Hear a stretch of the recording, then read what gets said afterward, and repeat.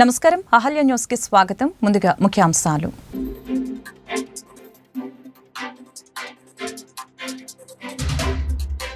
Proba 3 success, శాస్త్రవేత్తలకి ISRO chairman అభినందనలు. 26 జిల్లాల కలెక్టర్లు అధికారులతో సీఎం చంద్రబాబు వీడియో కాన్ఫరెన్స్. పౌర సరఫరాల శాఖ ద్వారా ధాన్యం కొనుగోలు ప్రక్రియపై సమీక్ష. ధాన్యం కొనుగోలులో ఒక్క రైతు ఇబ్బంది పడకూడదని ఆదేశం. నిర్లక్ష్యంగా ఉండే అధికారులు ఉద్యోగులపై కఠిన చర్యలు తీసుకోవాలని వెల్లడి. ఏసీబీ కార్యాలయం వద్ద పంజరంలో వినూత్నంగా ప్రెస్ మీట్ పెట్టిన APCC chief YS Sharmila Reddy. ACB వ్యవస్థని కూటమి ప్రభుత్వం పంజరంలో పెట్టిందని విమర్శ. పంజరం నుంచి ఏసీబీని విడుదల చేయండని విజ్ఞప్తి. మంత్రి నారా లోకేష్ సమక్షంలో గూగుల్ అవగాహన ఒప్పందం.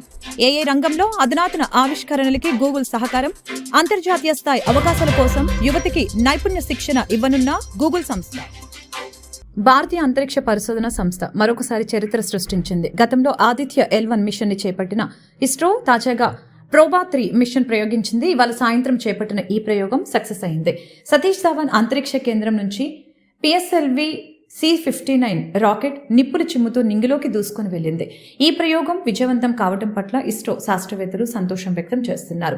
ఈ సందర్భంగా శాస్త్రవేత్తలకి ఇస్రో చైర్మన్ ఎస్ సోమనాథ్ అభినందనలు తెలిపారు. ప్రోబా 3 ఉపగ్రహాలను విజయవంతంగా నిర్ణీత కక్షలోకి ప్రవేశపెట్టినట్లు తెలిపారు. Which is a very highly elliptical orbit of almost 600 km perigee. That's the closest point to Earth, and 60,000 kilometers at its apogee, the farthest point, and an inclination of 59 degrees. It has been precisely achieved by PSLV in its 61st mission. So congratulations to the entire PSLV project team as well as for Proba team, and we wish all the very best to Proba for their further operations and achieving the mission goals. Congratulations to both the teams. Thank you. Let me take this opportunity also to mention that this is a mission accomplished on contract by NSIL. So we have today both the mission director as well as the CMD of NSIL here. So first I would like to hand over the mic to the mission director. ధాన్యం కొనుగోలులో రాష్ట్రంలో ఏ ఒక్క రైతు కూడా ఇబ్బంది పడకూడదని, ఎక్కడ సమస్య తలెత్తకుండా కొనుగోలు ప్రక్రియ పూర్తి చేయాలని ముఖ్యమంత్రి చంద్రబాబు నాయుడు అధికారుల్ని ఆదేశించారు. అధికారులు, ఉద్యోగులు నిర్లక్ష్యం, రైస్ మిల్లర్ల సహాయ నిరాకరణ వలన రైతులు ఇబ్బంది పడితే కఠిన చర్యలు తీసుకుంటామని హెచ్చరించారు. గత ప్రభుత్వంలో రైతులు పండించిన పంటలు అమ్ముకోవడానికి ఎన్ని ఇబ్బందులు పడ్డారో చూశామని, అందుకే ఈసారి ధాన్యం కొనుగోలులో సమూల మార్పులు తీసుకువచ్చామని చెప్పారు. పౌర సరఫరాల శాఖ ద్వారా ధాన్యం కొనుగోలు ప్రక్రియపై ముఖ్యమంత్రి చంద్రబాబు 26 జిల్లాల కలెక్టర్లతో వీడియో కాన్ఫరెన్స్ ద్వారా సమీక్ష నిర్వహించడం జరిగింది. ఆయా జిల్లాల్లో ప్రతిరోజు కొనుగోలు వివరాలు మీడియా ద్వారా కలెక్టర్లు, అధికారులు ప్రజలకు వివరించాలని తెలియజేశారు. తద్వారా ప్రజలకి సమాచారం అందుతుందని సీఎం అన్నారు. రైతుల నుంచి IVRS ద్వారా సమాచారం తీసుకుంటున్నామని, వారి నుంచి సంతృప్తి వ్యక్తం కాకపోతే దానికి అధికారులు బాధ్యత వహించవలసి ఉంటుందని తెలిపారు. ప్రభుత్వం నిధులు అందుబాటులో ఉండి అన్ని విధాలుగా మద్దతుగా ఉండి కూడా అధికారులు, ఉద్యోగుల వైఫల్యం వలన చెడ్డ పేరు వస్తే ఎందుకు సహించాలని ప్రశ్నించారు. తేమ సమస్య పరిష్కరించేందుకు ప్రభుత్వ పరంగా రైతుల కోసం ఏం చేయవచ్చు అనేది చూడాలని అన్నారు. రాష్ట్రంలో రేషన్ బియ్యం రీసైక్లింగ్, స్మగ్లింగ్ అనేది పెద్ద మాఫియాగా మారిపోయిందని, ఈ సమస్య పరిష్కారం కోసం అధికార యంత్రాంగం ప్రత్యేకమైన ప్రణాళికతో పనిచేయాలని అన్నారు. బియ్యం స్మగ్లింగ్ పై విచారణ జరిపి చర్యలు తీసుకోవడంతో పాటు ఇకపై ఎక్కడా కూడా స్మగ్లింగ్ జరగకుండా చూడాలని ఆదేశించారు. ఈ వీడియో కాన్ఫరెన్స్ లో ప్రభుత్వ ప్రధాన కార్యదర్శి నీరబ్ కుమార్ ప్రసాద్, మంత్రులు నాదెండ్ల మనోహర్, అచ్చెన్నాయుడు పాల్గొన్నారు. ఏసీబీ వ్యవస్థని కూటమి ప్రభుత్వం పంజరంలో పెట్టిందని, పంజరం నుంచి ఏసీబీని విడుదల చేయాలంటూ ప్రభుత్వాన్ని ఎద్దేవా చేశారు. ఆదాని, జగన్ 1750 కోట్ల ముడుపులపై వెంటనే ఏసీబీ దర్యాప్తు జరిపించాలని, ఆనాడు ఆదాని డీల్పై కోర్టును ఆశ్రయించిన టీడీపీ ఇప్పుడెందుకు మౌనం పాటిస్తుందని షర్మిల మండిపడ్డారు. పండిట్ నెహ్రూ బస్టాండ్ కాంప్లెక్స్ లో ఉన్న ఏసీబీ కార్యాలయం వద్ద ఏపీసీసీ చీఫ్ వైఎస్ షర్మిలారెడ్డి గురువారం వినూత్నంగా పంజరంతో మీడియా సమావేశం నిర్వహించారు. ఈ సందర్భంగా ఆమె మాట్లాడుతూ ఆదానిపై అమెరికాలో దర్యాప్తు జరుగుతుందని, దీంతో సోలార్ పవర్ డీల్లో జగన్ కి 1750 కోట్ల ముడుపులు ఇచ్చారని వెల్లడైందని చెప్పారు. ఇంత జరుగుతుంటే మన దర్యాప్తు సంస్థలు నిద్రపోతున్నాయా అని ప్రశ్నించారు. 2021లో ప్రతిపక్షంలో ఉన్న టీడీపీ ఈ సోలార్ డీల్ పై హైకోర్టులో పిటిషన్ కూడా వేశారని, ఇప్పుడు ఆర్థిక మంత్రి పయ్యావుల కేశవ్ ఆరోపణలు చేశారని అన్నారు. ఇప్పుడు మీరే అధికారంలో ఉన్నారని, అధికారం చేతిలో పెట్టుకుని ఏం చేస్తున్నారు అని ప్రశ్నించారు. ఆదాని మీద మీరు చర్యలు చర్యలు ఎందుకు తీసుకోవటం లేదని, కనీసం కూడా ఉచ్చరించడం లేదని ఆగ్రహం వ్యక్తం చేశారు. నేను కాంగ్రెస్ పార్టీ ఏసీబీకి ఫిర్యాదు చేశామని, ఈ లంచల వ్యవహారాన్ని ఏసీబీ బయటపెట్టాలని కోరినట్లు తెలిపారు. నాయకులు కాదు నష్టపోయేది, అదానీ కాదు నష్టపోయేది, జగన్మోహన్ రెడ్డి గారు కాదు, చంద్రబాబు గారు అంతకంటే కాదు. నష్టపోయేది ఇక్కడ ఆంధ్ర రాష్ట్ర ప్రజలు. పక్క రాష్ట్రంలో ₹99 ఇదే పవర్ సప్లై డీలు చేసుకుంటే ఆంధ్ర రాష్ట్రంలోని అప్పటి ముఖ్యమంత్రి జగన్మోహన్ రెడ్డి గారు మాత్రం ₹2.49 డీల్ చేసుకున్నారు. అంటే 50 పైసలకు ఎక్కువ డీల్ చేసుకున్నారు. అది కూడా 25 సంవత్సరాల కోసం ఒకటే లాకిన్, ఇదే ప్రైస్ ను లాకిన్ చేశారు. ఒకప్పుడు సోలార్ పవర్ కొనాలి అంటే పోనీ తయారు చేయాలి అన్నా సోలార్ ప్యానెల్సే చాలా ఖరీదయ్యేవి. ఆ రోజుల్లో సోలార్ పవర్ యూనిట్ ధర ప్రొడ్యూస్ చేయాలంటే ₹10 అయ్యేది. ఆ రోజుల్లో ₹10కో ₹11కో రాష్ట్రాలు కొనుక్కునేవాళ్ళు. కానీ ఆ ధరలు తగ్గి క్రమంగా తగ్గుతూ వస్తే ఆఖరికి ఇప్పుడు ₹1.99 వరకు తగ్గితే పక్క రాష్ట్రాలు ఆ రేటుకు డీల్ కుదుర్చుకుంటే ఆంధ్ర రాష్ట్రంలో మాత్రం అప్పుడు జగన్మోహన్ రెడ్డి గారు ₹2.49 డీల్ కుదుర్చుకున్నారు. ఇదే ప్రైస్ 25 సంవత్సరాలు ఉంటుంది అన్న గ్యారంటీ ఎక్కడా లేదు. క్రమంగా ప్రైసులు తగ్గే కొద్దీ ఇంకొక 5 సంవత్సరాలకు ఈ ₹2.49 కాస్త కూడా 50 పైసలకే దొరకచ్చు బయట.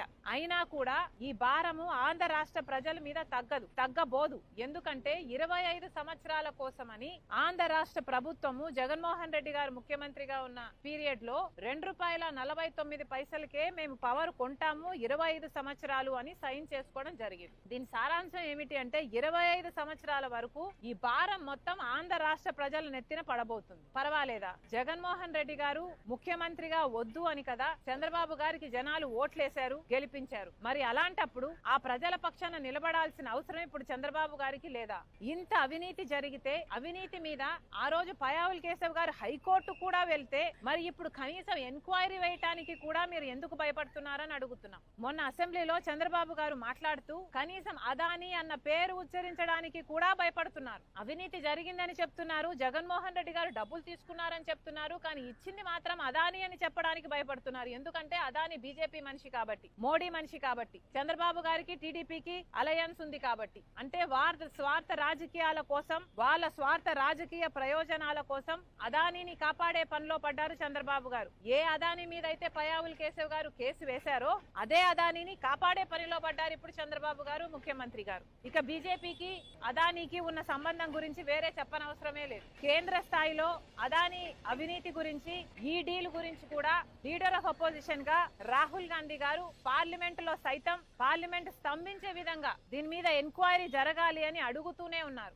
అయినా కూడా అదానీ బీజేపీ పార్టీకి ఫండ్ చేసేవాడు కాబట్టి ఆ అదానీని కాపాడే పనిలో ఉన్నాడు మోడీ గారు. కాబట్టి ఇంతవరకు జాయింట్ పార్లమెంటరీ కమిటీ వేయమని ఎన్నిసార్లు అడిగినా కూడా ఇంతవరకు కూడా ఒక్క ఎంక్వైరీ కూడా పడలేదు అదానీ మీద. మోడీ గారి చేతిలోనే ఉన్నాయి సిబిఐ, ఈడీ ఇవన్నీ కూడా. కానీ ఈ దర్యాప్తు సంస్థలు ఎక్కడా ఏవి బయట పెట్టలేదు. సిబిఐ, మన ఈడీ కనుక్కోలేనిది ఎక్కడో అమెరికాలో ఎఫ్బిఐలో వాళ్ళు మన రాష్ట్రంలో, మన దేశంలో అవినీతి జరిగింది అని వాళ్ళు బయట పెట్టారు అంటే ఎంత సిగ్గుచేటు. అంటే మనమంత చేతగాని వాళ్ళమా? సిబిఐ అంత చేతగానిదా? ఈడీ అంత చేతగానిదా? మోడీ అంత చేతగాని వాడా? వీటికి సమాధానం చెప్పాల్సి ఉంటుంది. ఇప్పుడు చంద్రబాబు గారు ఇక్కడ ముఖ్యమంత్రిగా ఉన్నారు. కనీసం ఇప్పుడైనా కూడా చంద్రబాబు గారికి ఇన్ని విషయాలు తెలిసి ఈ భారం మన రాష్ట్ర ప్రజల మీద పడబోతుంది అని తెలిసి కూడా ఇంతవరకు కూడా ఒక్క ఎంక్వైరీ కూడా వేయలేదు. కాబట్టే ఈ రోజు మేము ఇక్కడికి ఏసీబీ దగ్గరికి వచ్చి మేమైనా కంప్లైంట్ ఇస్తే వీళ్ళ కనువిప్పు కలుగుతుందేమో, ఎంక్వైరీ ఇన్వెస్టిగేషన్ చేస్తారేమో, ఈ డీలు క్యాన్సిల్ అయితే ఆ భారం మన నెత్తిన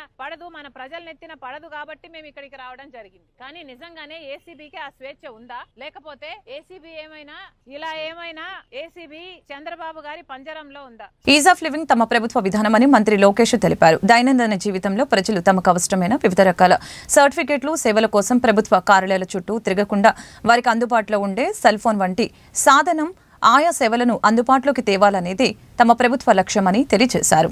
యువతకి ఏఐ ఆధారిత భవిష్యత్తు అవకాశాలని కల్పించేందుకు గూగుల్ సంస్థ ఏపీ ప్రభుత్వంతో ఒప్పందం కుదుర్చుకోవటం ఆనందంగా ఉందని తెలిపారు. అధునాతన సాంకేతికతను అందిపుచ్చుకొని ప్రజలకి మెరుగైన సేవలు అందించాలన్నది ముఖ్యమంత్రి చంద్రబాబు నాయుడు లక్ష్యమని అన్నారు. ఆర్టిఫిషియల్ ఇంటెలిజెన్స్ రంగంలో అంతర్జాతీయంగా వస్తున్న మార్పులకు అనుగుణంగా అవకాశాలను అందిపుచ్చుకునేందుకు ఆంధ్రప్రదేశ్ ప్రభుత్వం కీలకమైన తొలి అడుగు వేసింది. ఏఐ రంగంలో అధునాతన ఆవిష్కరణల కోసం ఆంధ్రప్రదేశ్ ప్రభుత్వం గూగుల్ సంస్థ మధ్య కీలక ఒప్పందం జరిగింది. రాష్ట్ర ఐటీ, ఎలక్ట్రానిక్స్, ఆర్టీజీ శాఖల మంత్రి నారా లోకేష్ సమక్షంలో Google Maps India general manager Lalitaramani, AP real time governance శాఖ కార్యదర్శి సురేష్ కుమార్ నడుమ సచివాలయంలో అవగాహన ఒప్పందం జరిగింది. ఈ ఒప్పందం ప్రకారం అంతర్జాతీయంగా ఏఐ రంగంలో వస్తున్న మార్పులకు అనుగుణంగా ఆంధ్రప్రదేశ్లోని పాఠశాలలు, కళాశాలల్లో గూగుల్ సంస్థ నైపుణ్యాభివృద్ది శిక్షణ కార్యక్రమాలను నిర్వహిస్తోంది. దీంతో పాటు స్టార్టప్లు, సాంప్రదాయ పరిశ్రమలు, చిన్న వ్యాపార సంస్థలకి అవసరమైన ఏఐ ఆధారిత సేవల కోసం శిక్షణ కార్యక్రమాలను చేపడుతుంది. ఆరోగ్య సంరక్షణ, పర్యావరణ సుస్థిరత వంటి కీలకమైన అంశాల్లో ఏఐ అండ్ ఎంఎల్ సొల్యూషన్స్ ఏకీకృతం చేయడానికి గూగుల్ సంస్థ ఆంధ్రప్రదేశ్ ప్రభుత్వానికి సహకరిస్తోంది. దీంతో పాటు ఏఐ రంగంలో అధునాతన ఆవిష్కరణలు, స్టార్టప్ ఎకోసిస్టమ్ ఏర్పాటుకి గూగుల్ సంస్థ సహకారాన్ని అందిస్తోందని ఎంఓయూ సందర్భంగా అమరావతి సెక్రటరియట్లో జరిగిన కార్యక్రమంలో EDP CEO Saikanth Varma, RTGS CEO Dinesh Kumar, ముఖ్యమంత్రి కార్యాలయ కార్యదర్శి కార్తికేయ మిశ్రా, ఏపీ ప్రభుత్వ ఇన్వెస్ట్మెంట్స్ విభాగం ఉన్నతాధికారులు యువరాజు పాల్గొని మాట్లాడారు. స్వచ్ఛత వైపు సాంకేతిక అడుగులు వేస్తూ ఆర్టిఫిషియల్ ఇంటెలిజెన్స్ డ్రోన్ సర్వేలెన్స్ అవసరమని స్వచ్ఛ ఆంధ్ర కార్పొరేషన్ చైర్మన్ పట్టాభిరామ్ అన్నారు. పారిశుద్ధ్య నిర్వహణని మెరుగుపరిచే దిశలో ఆర్టిఫిషియల్ ఇంటెలిజెన్స్ పనిచేయాలని తెలిపారు. కూటమి ప్రభుత్వం అధికారంలోకి వచ్చిన దగ్గర నుంచి యువతకి ఉద్యోగ అవకాశాలు కల్పించడమే లక్ష్యంగా పనిచేస్తుందని విజయవాడ తూర్పు ఎమ్మెల్యే గద్దె రామ్మోహన్ తనయుడు క్రాంతికుమార్ తెలిపారు. ముఖ్యంగా మహిళలకి ఉపాధి కల్పనపై దృష్టి సారించామని, తద్వారా కుటుంబాలు ఆర్థికంగా బలోపేతం అవుతాయని అన్నారు. విజయవాడ తూర్పు నియోజకవర్గంలో 6వ డివిజన్లో మన డివిజన్ పెద్దల సమక్షంలో మన మళ్ళీ ఫస్ట్ నుండి చెప్తాను. ఈరోజు విజయవాడ తూర్పు నియోజకవర్గంలో ఏంటిదండి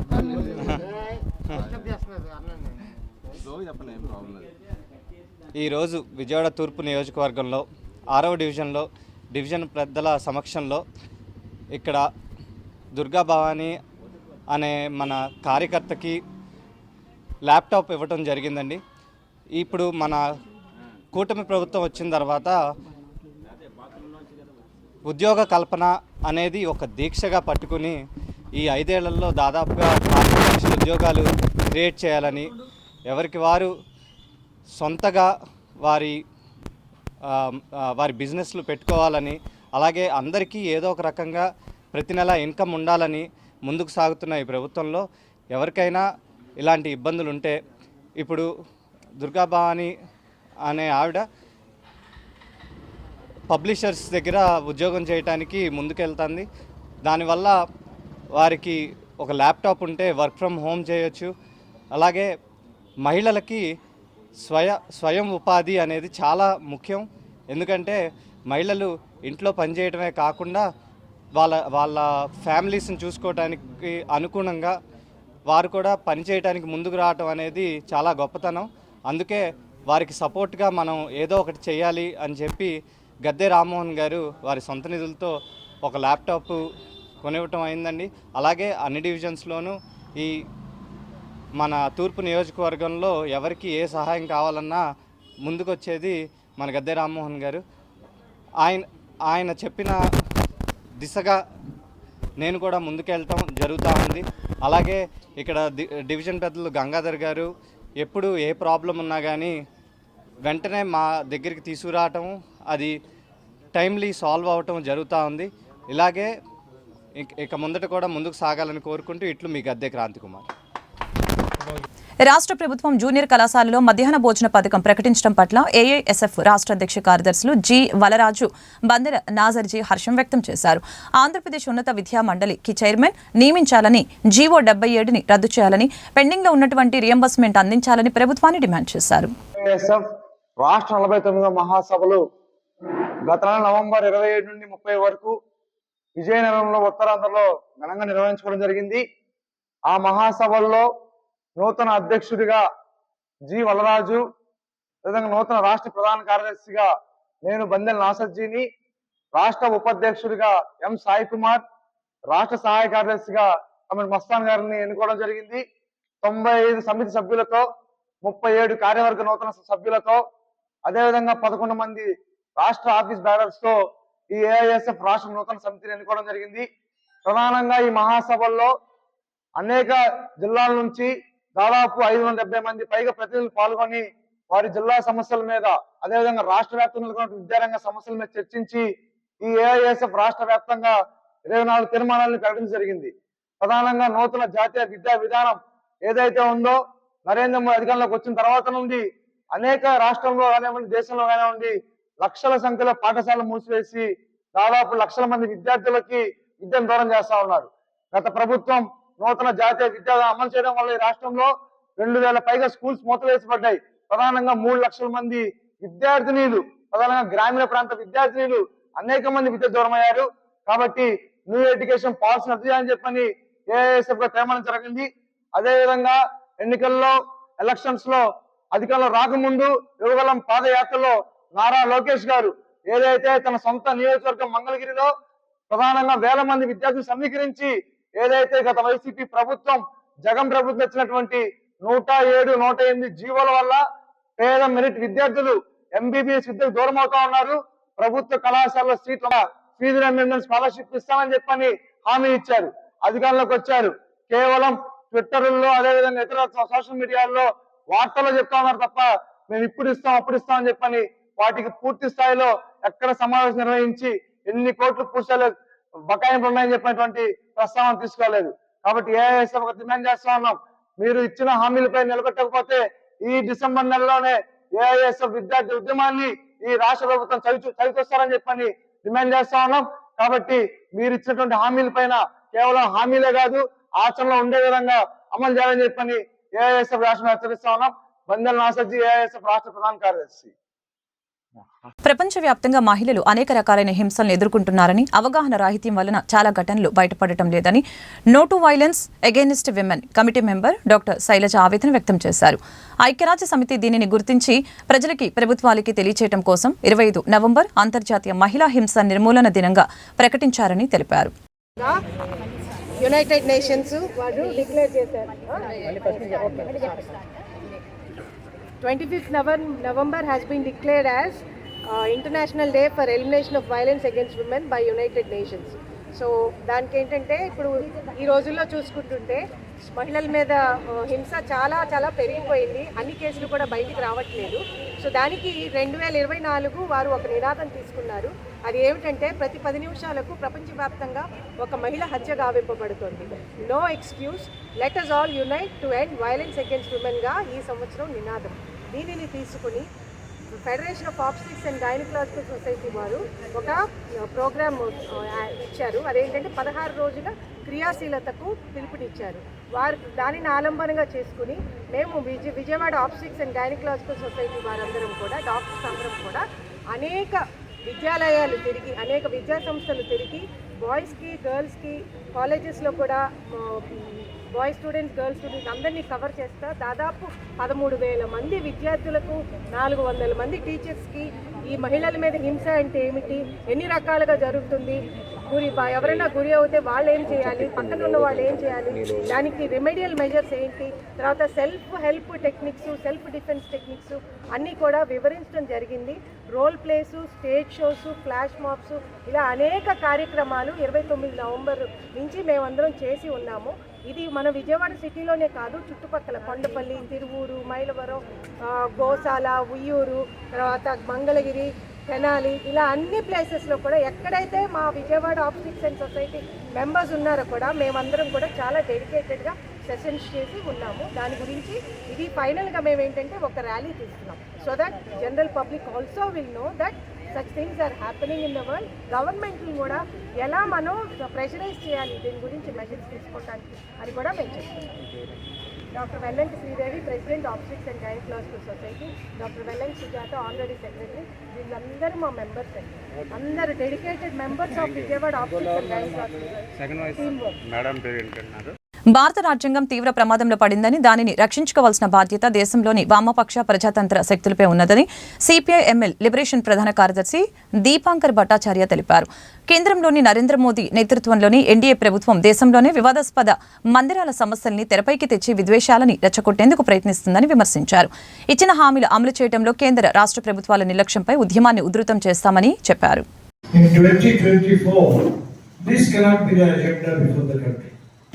The agenda before the country, the farmers, they are demanding minimum support price as promised by Narendra Modi when the farmers withdrew their struggle. The government withdrew the 3 draconian laws. But after 4 years, those promises are yet to be fulfilled. The trade unions across the country, they are fighting against the 4 labor codes, which will take away all democratic rights of Indian workers. The wages of India's workers are still very, very low. Just the other day I saw midday meal workers in many states of India. They get only 50 rupees per day. Midday meal workers, they get only 50 rupees per day for a whole day's labor. And similar situation prevails with a whole majority of scheme workers. So people working for the whole day without getting minimum wages, without getting living wages. So these are the issues. The minimum support price for farmers, minimum wages for India's workers, job security for India's youth. The government has introduced this Agniveer scheme, and similar schemes are being planned for all sectors so that there is no secure employment in India. Education and health is becoming out of bounds, out of the reach of the common people because of privatization. And we have been demanding, we in India coalition, we have been demanding caste census. The census, there has been no census in 2021. We are still awaiting census since 2011. AP సచివాలయ cooperative canteen ఎన్నికల్లో సచివాలయ ఉద్యోగుల సంఘం అధ్యక్షులు వెంకట్రామిరెడ్డికి గట్టి shock తగిలింది. ఆయన ప్రత్యక్షంగా పరోక్షంగా బలపరిచిన అభ్యర్థులు ఘోర పరాజయం పాలయ్యారు. అప్సా మాజీ అధ్యక్షులు ఉప్పుటూరి మురళీకృష్ణ, మాజీ కార్యదర్శి గొలిమి రామకృష్ణ మద్దతుతో పోటీ చేసిన 11 మంది అభ్యర్థుల్లో 10 మంది ఘన విజయం సాధించారు. ఒకరు స్వతంత్రంగా గెలుపొందారు. గుంటూరు నగరంలో ఉన్నత విద్యకు బాటలు వేసే ప్రైవేట్ జూనియర్ కళాశాలల విద్యార్థులకి సరైన మౌలిక సదుపాయాలు కల్పించడం లేదు. లక్షల్లో ఫీజులు దండుకునే విద్యా సంస్థలు ర్యాంకుల కోసమే పనిచేస్తున్నాయి తప్ప విద్యార్థుల పట్ల ఆలనా పాలన చూడటం లేదని విమర్శలు వస్తూ ఉన్నాయి. దీనికి తోడు రెసిడెన్షియల్ భవనాల్లో విద్యా సంస్థలు నడుపుతూ కార్పొరేషన్ ఆదాయానికి గండి కొడుతున్నారని ఈ సందర్భంగా ఎమ్మెల్యే గల్లా మాధవి ఆరోపించడం జరిగింది. ఈ నెల 7వ తేదీన రాష్ట్ర విద్యాశాఖ మంత్రి నారా లోకేష్ ఆధ్వర్యంలో తల్లిదండ్రులు ఉపాధ్యాయుల సమావేశం జరుగుతుందని తెలియజేశారు. అలాగనే బ్రాడీపేటలోని వ్యాపార సముదాయాల వద్ద నెలకొన్న ట్రాఫిక్ సమస్యని పరిష్కరిస్తామని అన్నారు. 5/9 వరకు ఒక 5 మీటర్ల రోడ్డు, సీసీ రోడ్డు, డ్రైన్, అదేవిధంగా కల్వర్ట్స్ శంకుస్థాపన చేసుకోవడం జరిగింది. చాలా ఫాస్ట్గా ఇది పూర్తి చేసుకొని ఒక 15-20 రోజుల్లోనే ఈ రోడ్డును అందుబాటులోకి తీసుకురావడం జరుగుతుంది. అయితే ఇప్పటిదాకా దీనికి డ్రైన్ కూడా లేని పరిస్థితుల్లో అడుగున్నర లోతు, అడుగున్నర వెడల్పుతో డ్రైన్ వేసుకోవడం జరుగుతుంది. స్థానికంగా చాలా హర్షం వ్యక్తం చేస్తున్నారు. ఎప్పటి నుంచో కోరుకుంటున్న ప్రజల ఆకాంక్ష ఇది. కాబట్టి ఫాస్ట్గా దీన్ని రెడీ చేసి ప్రజలకు అందుబాటులోకి తీసుకొస్తామని చెప్పి కాంట్రాక్టర్ గారు, అదేవిధంగా డివిజన్ ప్రెసిడెంట్ గారు హామీ ఇవ్వడం జరిగింది. సో అందరూ ఆనందంగా ఉన్నారని చెప్పి ఆశపడుతూ నేను కూడా సెలవు తీసుకున్నాను. ఎంత నిధులు ఎంత అంటే ట్రాఫిక్ ఎక్కువగా ఉంటుందని సెల్లర్స్ కొంతమంది వాడట్లేదు అనేది కౌన్సిల్లో కూడా చర్చ జరిగింది. సెల్లర్ షాప్స్ అంటే మల్టీ కాంప్లెక్స్లో ఇలా ఉన్నప్పుడు ఖచ్చితంగా సెల్లర్స్ వాడాలి. దాని మీద ఏమన్నా యాక్చువల్గా ఏంటంటే గుంటూరు మొత్తం కూడా ప్రధాన సమస్య ఈ పార్కింగ్ సమస్య అయిపోయింది. ఏ కాంప్లెక్స్లో ఉన్న వాళ్ళకు కూడా సెల్లార్లు యూజ్ చేయని పరిస్థితిలో ఉన్నారు. అయితే దీని మీద కూడా దృష్టి పెట్టి మ్యాక్సిమం రోడ్ల మీద ఈ పార్కింగ్ అనేది లేకుండా బిల్డింగ్స్ అన్నిటికీ కూడా పార్కింగ్ వాళ్ళ బిల్డింగ్స్లోనే వాళ్ళ వచ్చే ట్రాఫిక్ అంతా కూడా వాళ్ళే చూసుకునే విధంగా దాన్ని మానిటర్ చేసుకునే పద్ధతిలో ఈరోజు ప్రతి ఒక్కరికి ఆంక్షల పరంగా కానివ్వండి లేదా అవేర్నెస్ పరంగా కానివ్వండి వారికి ఇది ఈ సమస్యను దృష్టిలోకి తీసుకెళ్ళి దాని సొల్యూషన్ చూస్తాము. అండ్ ఇప్పుడు ఈ వర్క్ తీసుకుంటే దాదాపుగా 40 లక్షల రూపాయల వర్క్ జరగబోతా ఉంది. మేడం, ప్రముఖ విద్యా సంస్థలు రెసిడెన్షియల్ పేరుతోటి కమర్షియల్ నిర్వహిస్తున్న విద్యా సంస్థలు వాటి మీద ఎలాంటి చర్యలు తీసుకుంటారు మేడం? ఇప్పుడు రేపు పేరెంట్ టీచర్ మీటింగ్ ఒకటి జరగబోతుందండి. మనకి మొత్తం రాష్ట్ర వ్యాప్తంగా కూడా ఈ గవర్నమెంట్ స్కూల్స్ మొత్తం కూడా ఒక భారీ ఎత్తున చాలా వినూత్నంగా ఎప్పుడు కానీ విని ఎరగని స్కూల్స్ మీద అవగాహన, పిల్లల మీద అవగాహన, అదేవిధంగా ఇన్ఫ్రాస్ట్రక్చర్ మీద, స్కూల్ ఇన్ఫ్రాస్ట్రక్చర్ మీద కూడా ఒక అవగాహన తీసుకొచ్చే ఒక ప్రయత్నం చేయబోతున్నాము. ఆ క్రమంలోనే స్కూల్స్కి సంబంధించి ఎన్నో అంశాలని మేము చర్చించుకోతా ఉన్నాము. మీరు అన్నట్టుగానే ఇప్పుడు ప్రైవేట్గా రన్ చేస్తూ కూడా బాగా కమర్షియలైజ్ అయిపోతున్న స్కూల్స్ గురించి కూడా డిస్కస్ చేసి వాటి మీద కూడా ఎలాంటి నిర్ణయాలు తీసుకోవాలో ఒక ఆలోచనాత్మకమైన నిర్ణయాలతో ముందుకు వెళ్తాం. పెద్ద మాఫియా నడుస్తుంది మేడం విద్యారంగం. పర్మిషన్ ఏమో రెసిడెన్షియల్ పర్మిషన్, బిజినెస్ కమర్షియల్ గా బిజినెస్ చేస్తూ పిల్లల నుంచి అయితే ఫీజులు అయితే వసూలు చేస్తున్నారు. వాళ్ళకి సరైన మౌలిక సదుపాయాలు కూడా సమాజంలో ఒక పేరుతో, ఒక ముసుగుతో అనేకమైన మాఫియాలు జరుగుతూ ఉన్నాయండి. మనం ప్రతి ఒక్క దాని మీద దృష్టి పెట్టాల్సిన అవసరం ఉంది. అందులో విద్య కూడా ఏమీ ఎక్సెప్షన్ గా లేదు. ఈరోజు వైద్యం, విద్య రెండు కూడా పేరు ఒకటి, దాని వెనకాల జరుగుతున్నది ఒకటి. అన్నిటి మీద కూడా ఒక సమీక్ష సమావేశాలు ఏర్పాటు చేసుకొని ఖచ్చితంగా వాటి మీద దృష్టి పెట్టి ఒక సొల్యూషన్ తీసుకొస్తాం. వార్తలు ముగించే ముందు ముఖ్యాంశాలు మరొకసారి. ప్రోవా 3 సక్సెస్, శాస్త్రవేత్తలకి ఇస్రో చైర్మన్ అభినందనలు. 26 జిల్లాల కలెక్టర్లు, అధికారులతో సీఎం చంద్రబాబు వీడియో కాన్ఫరెన్స్. పౌర సరఫరాల శాఖ ద్వారా ధాన్యం కొనుగోలు ప్రక్రియపై సమీక్ష. ధాన్యం కొనుగోలులో ఒక్క రైతు ఇబ్బంది పడకూడదని ఆదేశం. నిర్లక్ష్యంగా ఉండే అధికారులు, ఉద్యోగులపై కఠిన చర్యలు తీసుకోవాలని వెల్లడి. ఏసీబీ కార్యాలయం వద్ద పంజరంలో వినూత్నంగా ప్రెస్ మీట్ పెట్టిన APCC chief YS Sharmila Reddy. ACB వ్యవస్థని కూటమి ప్రభుత్వం పంజరంలో పెట్టిందని విమర్శ. పంజరం నుంచి ఏసీబీని విడుదల చేయండని విజ్ఞప్తి. మంత్రి నారా లోకేష్ సమక్షంలో గూగుల్ అవగాహన ఒప్పందం. ఏఐ రంగంలో అధునాతన ఆవిష్కరణలకి గూగుల్ సహకారం. అంతర్జాతీయ స్థాయి అవకాశాల కోసం యువతికి నైపుణ్య శిక్షణ ఇవ్వనున్న గూగుల్ సంస్థ. ఈ వార్తలు ఇంతటితో సమాప్తం. మరొక బులెటిన్లో మళ్ళీ కలుద్దాం. నమస్కారం.